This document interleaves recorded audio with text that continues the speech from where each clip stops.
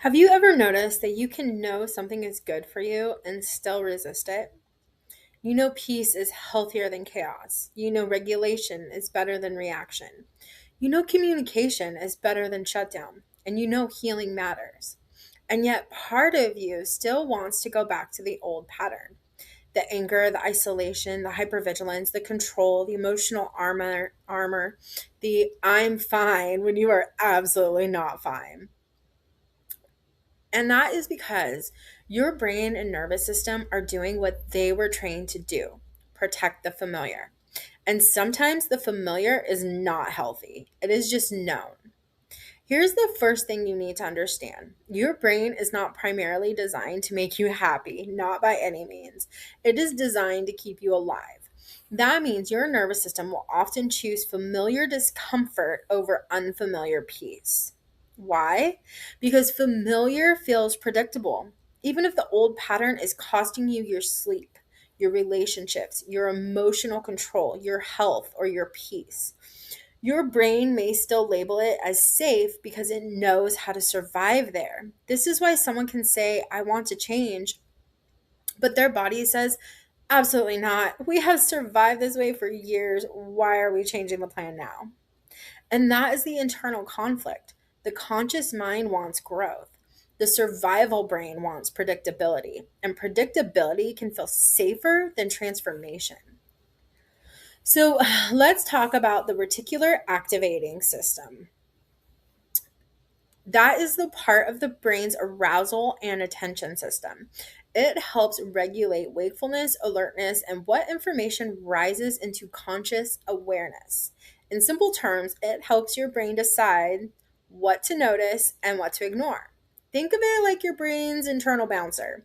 There is way too much information coming at you all day long: sounds, facial expressions, body sensations, memories, threat cues, opportunities, possibilities, problems. Your brain cannot process all of it consciously, so it filters.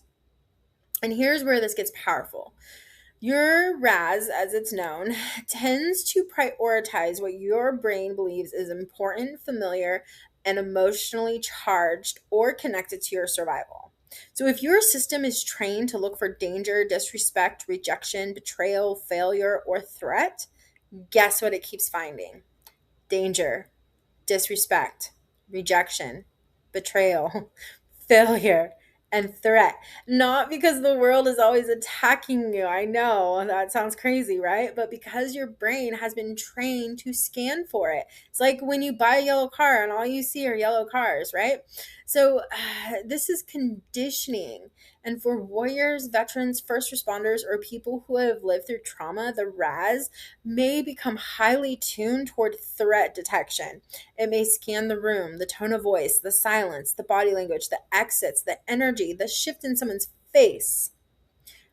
And that was useful in dangerous environments. But at home, in relationships, or in everyday life, that same system can start treating discomfort like danger. And that is when the old mission starts running the new life.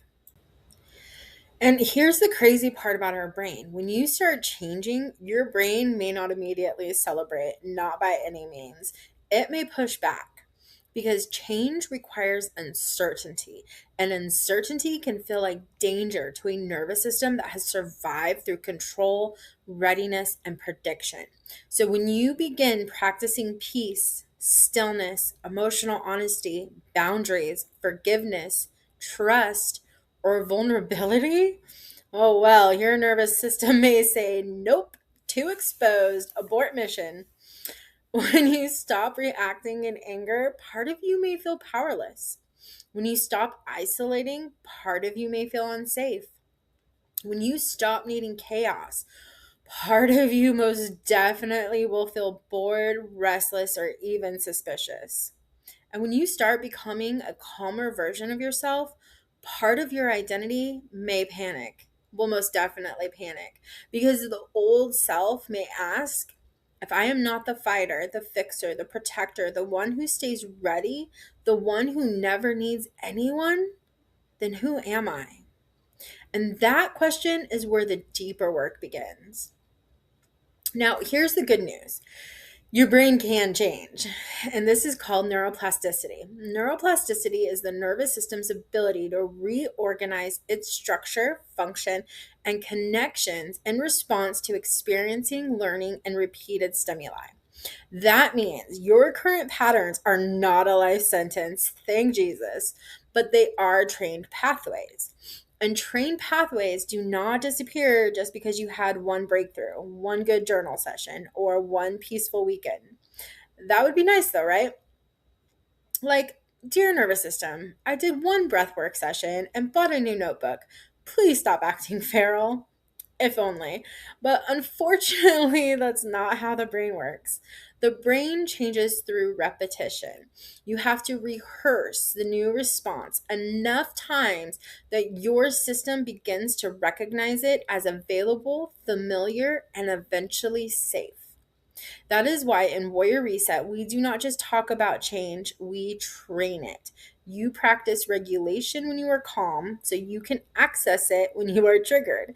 You practice your mission statement when life is quiet so you can remember who you are when the old identity starts trying to take command.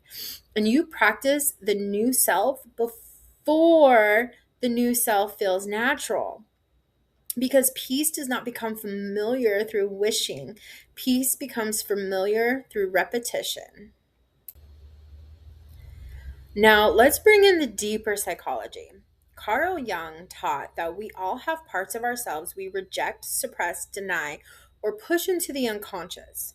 This is often referred to as the shadow, the hidden material we do not want to identify with, but that still influences our behavior. Jungian psychology often frames healing as bringing unconscious material into awareness so it can be integrated rather than unconsciously acted out. In Warrior Reset language, the shadow may look like the part of you that misses chaos, the part of you that does not trust peace, the part of you that pushes people away before they can hurt you, the part of you that would rather feel anger than grief, the part of you that would rather control everything than admit you feel afraid. The part of you that does not know who you are without the armor. And this is not about shaming those parts. Those parts were trying to protect you. We have to honor them. But what protected you in one season may start imprisoning you in another. That is where the dark night of the soul comes in. The dark night is not just sadness, it is not just a bad week. It is a deep identity disruption. It is the place where the old self no longer works, but the new self has not fully formed yet. And that space can feel terrifying, trust me, because you are not just changing habits, you are changing identity. You are letting an old operating system die. The old version of you may say, we survive through control. We stay ready for danger. We do not need anyone. We do not talk about feelings. We do not lower the armor. And we do not trust calm. But the new version of you is learning that I can be strong and regulated. I can be alert without being hypervigilant. I can be disciplined without being emotionally shut down. I can repair instead of retreat. I can lead myself without needing chaos. And I can command peace. That transition is not always pretty. Sometimes it feels like confusion, sometimes grief, sometimes anger, sometimes resistance, and sometimes the mind starts lying to you and telling you this work is pointless. And that is why structure matters. In your recon phase, this resistance is named directly. The brain may tell participants the work is unnecessary, weak, or uncomfortable because resistance often keeps people tied to the familiar, even when the familiar is painful. The program frames this as part of the mission, not a failure. Because here's the truth, the old mission may have been survival, to stay ready, stay guarded, stay sharp, stay detached, stay in control, stay alive. And for many people, that mission made sense.